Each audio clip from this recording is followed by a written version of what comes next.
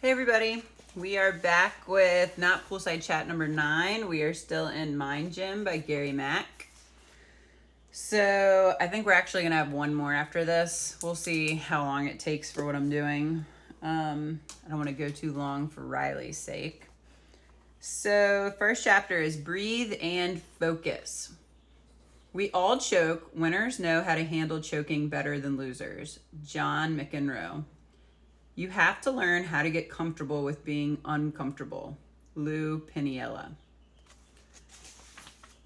Choking is a normal human reaction, a psychological response to a physiological response to a perceived psychological threat. To demonstrate what choking is, I asked athletes to stand and do the breathless exercise. You can do it too. First, I tell the group this is a contest. I'm going to watch each of them and judge everyone's performance carefully. Then I begin barking verbal commands. Look left, look right, look left, look right, look left, look right, look right. Some automatically dart their eyes to the left, anticipating that command. As they continue the task, their anxiety increases. Their breathing pattern changes. Without realizing, many hold their breath. Oxygen is energy. It's juice. Oxygen helps relax muscles and clear the mind. When you hold your breath, you are creating pressure and a nervous feeling. Athletes who choke start to become nervous about being nervous. Anxious about being anxious. One psychologist says anxiety is excitement without the breath. The performance of your breathing affects the pattern of your performance. When you are under stress, deep breathing helps you bring your mind and body back into the present. Whenever they feel themselves growing anxious, a lot of professional athletes learn to breathe in, breathe out negativity, breathe in relaxation, breathe out stress, breathe in calm. So they talk about one of the athletes in here and how he tells everybody to get comfortable with being uncomfortable. What did he mean by learning how to get comfortable with being uncomfortable? Have you ever stepped into a cold shower or icy lake or swimming pool? The cold takes your breath away. Your first impulse is to get out. But if you breathe and stay focused, you gradually become accustomed to the water temperature. The experience is akin to performing under pressure. By breathing and focusing, you can systematically desensitize yourself. So remember that for if we're swimming in a summerly pool before it's warm. Athletes under stress become internally self-conscious instead of externally task-focused. Their focus turns inward. I suggest athletes who become anxious focus externally. Choking is nothing more than paying attention to your physiology when you should be focusing on your opponent and the task. At times, we all get nervous and anxious. Learn to get comfortable with being uncomfortable. Use your breathing to focus your energy. Let your breath center your body and mind in the present. Homework. Has anxiety or nerves ever affected your performance? Be here now. Each point I play is in the now moment. The last point means nothing. The next point means nothing. Billie Jean King. You must be present to win. Alex Rodriguez. So he talks about Alex Rodriguez as a, I can't say his name apparently, as a athlete and what he's like. And basically he knows every stat, everything you could possibly know about your sport, he knows. He could tell you everything. For a swimmer, it'd be the equivalent of knowing every 25, 50, 75, 100, 125, 150, 175, 200 split time to go what you want to go in these events in your pool. So he ran into Alex Rodriguez and he asked him what he wanted to do this season. And he expected him to tell him about his batting average. And instead he said, my only goal is to learn how to play the game, one entire game, in the present. To play an entire game in the present moment is the ultimate in mental discipline. Many managers and coaches preach the value of playing the game one swim at a time. One reason Alex became a star at a young age is because he recognizes the importance of the mental game and understands what it is to play in the present. But the skill isn't quickly or easily learned. So for this, I want you to think about how many practices have you done fully present? My guess is probably 0. So then back it up. How many sets have you done fully present? How many meets have you done fully present? How many swims have you done fully present where you didn't go somewhere else that wasn't that swim, that moment? Successful athletes who speak of playing in the zone are describing what it feels like to perform in the present. Mind and body attuned, working together. When you are playing your game right on time in the present, you perform at your best. Why? Because in the present, there is no pressure. Pressure is created by anxieties about the future and remembered failures from the past.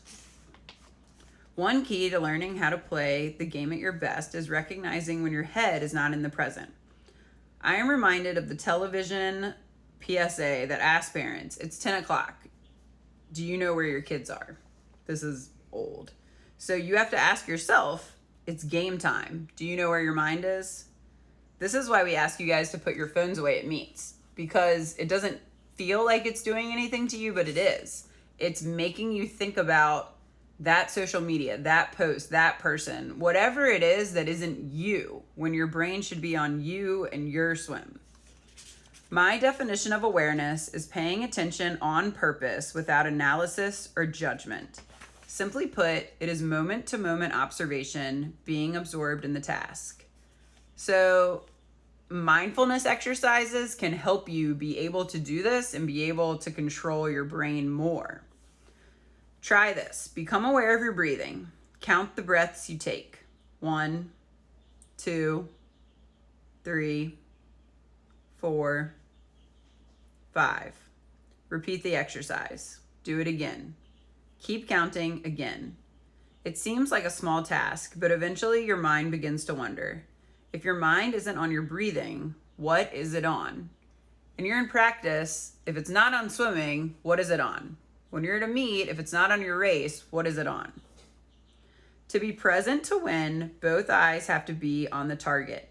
Let the clock take care of itself.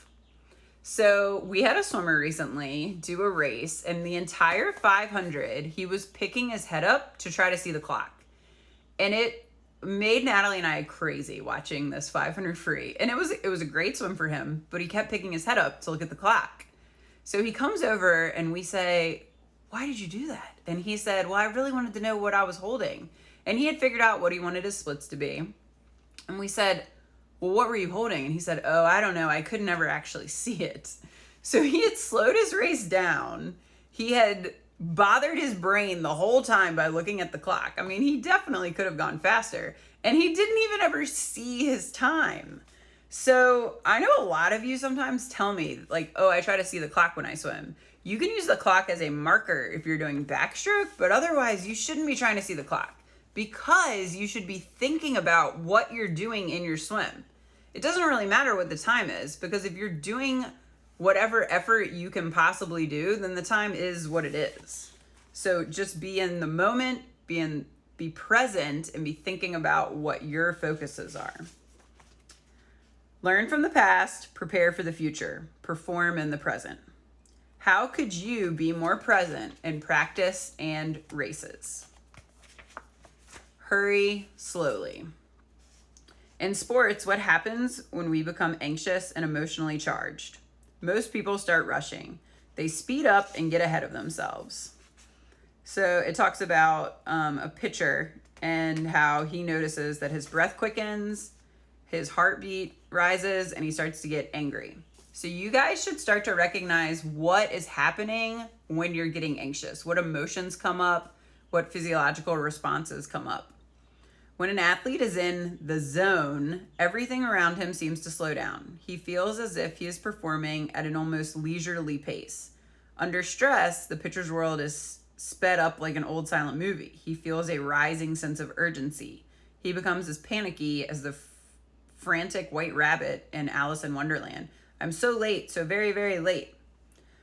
We have seen this at meets a lot, where you're so anxious you can't even have a talk before the race, or you don't want to warm up, and you just feel like you just need to go as fast as you can, and you can't think about anything else. The more you hurry, the later you get. When you find yourself rushing, you are no longer in the in the present. Pace instead of race. That's good for swimming. Go do some pace work. Okay. Try easier. The less tension and effort, the faster and more powerful you will be. Bruce Lee. The way to run faster is with 4/5 effort. Just take it nice and easy. Bud Winters. Just as Tiger Woods does now, Sam Snead dominated professional golf in his prime because he outdistanced the rest of the field. Snead didn't appear to drive the ball with muscle. On the contrary, the man who years after retirement remained so loose-limbed he could bend over and place his palms flat against the ground was poetry in motion. I believe in giving the ball some sweet talk, Snead said. Tells it this isn't going to hurt a bit. So this is a little bit silly, but Natalie has told a lot of you guys this, and so have I, to be nice to the water. To just make friends with the water and be really nice to it. So instead of karate chopping it, you're just being nice as you come in. So Ken Griffey Jr. does this. He doesn't grind his bat handle into sawdust. He is nice to it. So for us, swimming in water is a different medium, which makes it a very different kind of sport. And we're also horizontal instead of vertical, which makes it a very different sport, which is part of why it's so core driven. But this is actually a really big deal, I think. Being nice to the water and understanding how the water interacts with you is very important. Overtrying leads to underperforming. Trying harder, which athletes do when they tense up and are under pressure, oftentimes is counterproductive. You guys know this. We've told you, you're too tense and you're just slipping through the water and you're not holding it. Or you're too tense and you're really short. Learning how to be easy but still fast is how you get very, very good. So it talks about a track coach and how they were running 800 meters as fast as they could. So later the coach had them run the same distance but asked them to go 90%. And what surprised all of them is that 90% was faster than 100%. What's the explanation?